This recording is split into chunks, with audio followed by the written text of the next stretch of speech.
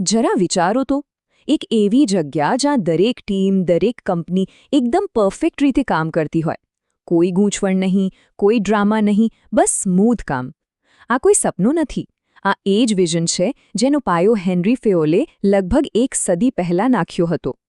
આજે આપણે એમના એ 14 સિદ્ધાંતોની બ્લુપ્રિન્ટને ખોલીને જોવાના છીએ, જેણે આધુનિક મેનેજમેન્ટની આખી દુનિયા બદલી નાખી. આ પરિસ્થિતિ તો લગભગ બધાએ અનુભવી હશે.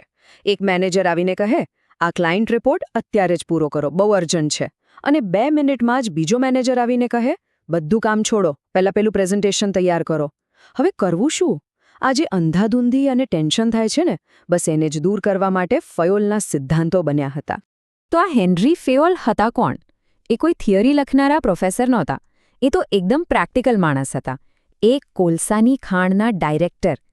એમણે પોતાની નજરે જોયું હતું કે ખરાબ મેનેજમેન્ટથી કેવી રીતે સારામાં સારી કંપની પણ ડૂબી શકે છે. એટલે એમના આ સિદ્ધાંતો કોઈ પુસ્તકમાંથી નહીં, પણ એમના વર્ષોના અનુભવમાંથી આવ્યા છે. તો આ છે આપણો આજનો રોડમેપ. આપણે ફયોલને એક આર્કિટેક્ટની જેમ સમજીશું, એમના સિદ્ધાંતોને 3 મજબૂત પિલરમાં વહેંચીશું અને પછી જોઈશું કે આ આખી બ્લુપ્રિન્ટને હકીકતમાં કેવી રીતે ઉપયોગમાં લઈ શકાય. તો ચાલો શરૂ કરીએ પહેલા સ્તંભથી. એક મજબૂત માળખું. કોઈપણ મોટી બિલ્ડિંગ માટે સૌથી જરૂરી શું હોય? એનો પાયો, એનો સ્ટ્રક્ચર. બસ આ સિદ્ધાંતો કોઈપણ કંપની માટે એ જ કામ કરે છે. એ સ્પષ્ટતા અને કાર્યક્ષમતાનો મજબૂત પાયો નાખે છે. આ પાયામાં મુખ્યત્વે 4 બિલ્ડિંગ બ્લોક્સ છે. ચાલો એક પછી એક એને સમજીએ. આ એકદમ સિમ્પલ છે. શ્રમ વિભાજન એટલે કે એક જ વ્યક્તિ બધું કરવાને બદલે કામને નાના નાના ભાગમાં વહેંચી દો, જેથી દરેક પોતાના કામમાં માસ્ટર બની જાય. દોરવણીની એક વાક્યતા એટલે કે એક ટીમ, એક પ્લાન, એક બોસ, જેથી બધા એક જ દિશામાં જાય.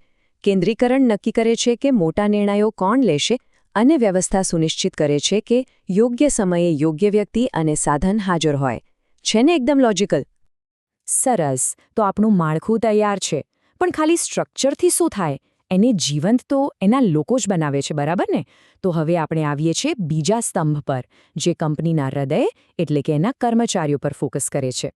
આ માટે ફેયોલે 5 બહુ જ મહત્વના સિદ્ધાંતો આપ્યા છે, જે કર્મચારીઓને મોટિવેટેડ અને ખુશ રાખે છે. ટૂંકમાં આ સિદ્ધાંતો કહે છે કે લોકોને મશીન નહીં પણ માણસ સમજો. એમને સારો પગાર આપો, એમની સાથે સારો વ્યવહાર કરો અને નોકરીની સુરક્ષા આપો. આનાથી વિશ્વાસ વધે છે, અને જ્યારે લોકોને પોતાના આઈડિયા આપવાની છૂટ મળે છે, ત્યારે જ કંપની આગળ વધે છે. આ બધું શક્ય બને છે ટીમ સ્પિરિટથી. ફેયોલનો આ એક વિચાર જ ઘણું બધું કહી જાય છે. એસ્પ્રિટ ડે કોર. આનો સીધો અર્થ છે કે જ્યારે ટીમમાં દરેક વ્યક્તિ હું શું કરીશ એના બદલે આપણે શું કરીશું એમ વિચારવા લાગે, ત્યારે જ કંઈક મોટું થાય છે. આ એકતા જ કોઈ પણ કંપનીની અસલી તાકાત છે. અને હવે આપણો ત્રીજો અને છેલ્લો સ્તંભ, સ્પષ્ટ નિયમો. જો કંપની એક શરીર હોય તો એનું માળખું અને હૃદય તો આપણે જોઈ લીધું, પણ એને ચલાવવા માટે એક નર્વસ સિસ્ટમ તો જોઈએ ને. બસ આ સિદ્ધાંતો એ જ કામ કરે છે. એ સુનિશ્ચિત કરે છે કે મેસેજ અને ઓર્ડર બરાબર જગ્યાએ પહોંચે. આ નર્વસ સિસ્ટમને મજબૂત બનાવવા માટે ફયોલના આ રહ્યા છેલ્લા 4 નિયમો. આ બહુ જ મહત્વનો સિદ્ધાંત છે. સત્તા અને જવાબદારી એક સિક્કાની 2 બાજુ જેવી છે. જો કોઈને ઓર્ડર આપવાનો પાવર મળે તો એના પરિણામની જવાબદારી પણ એની જ હોવી જોઈએ. પાવર વગર જવાબદારી નકામી છે, અને જવાબદારી વગર પાવર ખતરનાક બની શકે છે. યાદ છે પેલી શરૂઆતની ગૂંચવણ? આ છે એનો એકદમ સરળ ઉપાય. એક કર્મચારી, એક બોસ, વાત પૂરી. જ્યારે ઓર્ડર એક જ જગ્યાથી આવે ત્યારે કોઈ કન્ફ્યુઝન રહેતું નથી. કામ એકદમ સ્પષ્ટ અને ઝડપી થાય છે. આને ઓર્ગેનાઇઝેશનનું ગૂગલ મેપ સમજી લો. એ સ્પષ્ટ રીતે બતાવે છે કે કોણ કોને રિપોર્ટ કરશે અને વાતચીત કયા રસ્તે ઉપરથી નીચે સુધી જશે. આનાથી કોઈ માહિતી ખોવાઈ જવાનો કે ખોટી જગ્યાએ પહોંચવાનો ડર રહેતો નથી. શિસ્ત શબ્દ સાંભળીને ઘણાને ડર કે સજા યાદ આવે, પણ ફયોલ માટે શિસ્તનો અર્થ હતો મ્યુચ્યુઅલ રિસ્પેક્ટ. કર્મચારીઓ નિયમોનું પાલન કરે અને મેનેજમેન્ટ એ સુનિશ્ચિત કરે કે નિયમો બધા માટે સ્પષ્ટ, વાજબી અને સરખા હોય. આ એક પ્રકારની સમજૂતી છે. તો આપણે 14 સિદ્ધાંતોની આખી બ્લુપ્રિન્ટ તો સમજી લીધી, પણ એક મેનેજર આનો રોજિંદા કામમાં ઉપયોગ કેવી રીતે કરે? એના માટે ફેઓલે આ સિદ્ધાંતોને 5 મુખ્ય કાર્યોમાં વહેંચ્યા છે, જેને POCC કોસી ફ્રેમવર્ક કહેવાય છે. આ એક સાયકલ જેવું છે, જે સતત ચાલ્યા કરે. પહેલાં તમે પ્લાન બનાવો, પછી એ પ્લાન માટે ટીમ અને સાધનો ગોઠવો, પછી ટીમને રસ્તો બતાવો અને લીડ કરો. બધાના કામને એકબીજા સાથે જોડો અને છેલ્લે ચેક કરો કે જે વિચાર્યું હતું એ પ્રમાણે કામ થયું કે નહીં. હવે સવાલ એ થાય કે આ બધી વાતો તો 100 વર્ષ જૂની છે.